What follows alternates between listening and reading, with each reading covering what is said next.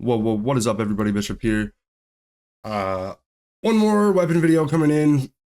Vaulted Glass weapons were reprised again and became craftable this season finally. Everybody farmed them out within like the first week, I think. There's a lot of crazy Templar farms going on and stuff. But I thought I'd just make a quick video going over everything. So let's just jump right in. Fatebringer, Kinetic Primary, very nostalgic, was very strong in Destiny 1. Even in Destiny 2 when it first came back for a while. But primary weapons have considerably fallen off. Like more and more people are adopting double special. I think the easier it gets to run, especially with things like trace rifles and rocket sidearms. But especially kinetic primaries. Like kinetic weapons in general are kind of, just falling off, but kinetic primaries especially, because these days you're just really trying to synergize with your build. And like elemental weapons just have a lot better like ad clear perks, I guess. That being said, I went with obviously like the very nostalgic explosive payload Firefly, just because it's fun. Rose tinted glasses, whatever. I've been playing since the launch of Destiny 1. But you could definitely go with, I know explosive payload frenzy is a very popular choice. You could go with like kinetic tremors if you really wanted. Kinetic tremors like one for all could be good. If you're running like a prismatic lock or something, you could do like elemental honing if you have it up a lot, like a getaway artist. Prismatic warlock, would be like almost 100% uptime probably on like elemental honing. Um, but it's really not that deep. You're probably not going to use this thing that much anyways. Like I use it for explosive payload.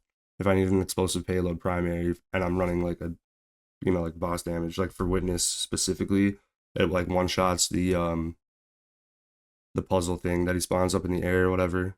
I don't know what it's called, but other than that, kinetic primaries kind of bad. Just play around with it, have fun if you get the pattern.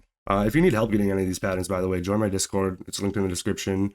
It's my clan Discord. I raid all the time. I do Sherpas all the time, especially Vaulted Glass. It's easily my favorite raid, which is absolutely biased because of nostalgia, but whatever. Vision of Confluence, easily best in slot Solar Scout Rifle. Not the best frame, unfortunately, but it has the very fun, good ad clear roll, solar synergistic of Incandescent and Firefly. Super fun to run. You could also go something like, Incandescent Explosive Payload. Heal Clip if you need that survivability. Paracausal Affinity is also a very good damage perk. It's up like 100% of the time if you're using it. You could pair that with Incandescent for like some ad clear stuff. Frenzy, really popular perk. That's for measures, not terrible, but I mean there's better options. Just really good. It's just stacked. Everything about it is stacked. You know, rewind rounds, demo, whatever. Tunnel vision, kill clip has some synergies for like PvP, I guess, or heal clip, kill clip. I like to run that a lot in PvP. But this is my role, easily. Um, yeah, not much else to say. Radius Revenge, kinetic, rapid frame, sniper. So these are the kinds of weapons where kinetic weapons are still really good for like boss damage or like chunking or whatever. Rapid fire frame, easily the best sniper frame. Um, and you kind of have a lot of options here as well. If you were gonna craft it, you're gonna go 4 times because you get free ammo. So that's super strong. And then like bait and switch, easy, 30% tried and true buff. Precision instrument, if you're really just gonna dump your sniper, not bad. Goes all the way up to what, 25%. Um, but elemental honing is like the standout here, right? I think it's new this season. Yeah, elemental honing is new this season. So this I did a lot of playing around with on prismatic builds, like I said, where it's really easy to get that elemental honing stacked up. And this is just a really good supplemental damage, special ammo damage. But if you didn't want to, if you're not playing prismatic or you just don't want to, like sweat that hard where you're micromanaging all your stuff to keep elemental honing up, bait and switch is just easy money. If you got rewind rounds, not bad either.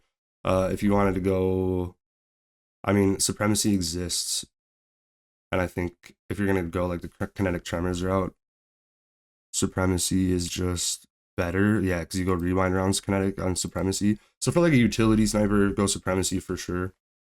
Comes from Last Wish. But for damage, like supplemental damage, sniper, you know, you go Envious Bait, 4x bait. This is just a really good option, especially because the origin trait. I haven't talked about the origin trait at all. Cast your super, it doubles your mag size, and it keeps your mag size doubled for 20 seconds. That's crazy. So you would dump your entire reserves on this thing, even while you're doing a full damage rotation, probably. Like 20 seconds is a long time. So every time you, like, you'd shoot your entire reserves, just like throwing a Nova Bomb and then just dumping with 4x, you'd probably shoot everything off before that runs off. Like it'd be huge. Found Verdict, not really a PvE weapon, never really has been. Aggressive frames feel bad, but they hit the hardest, I am pretty sure, as 1-2 punch trench barrel.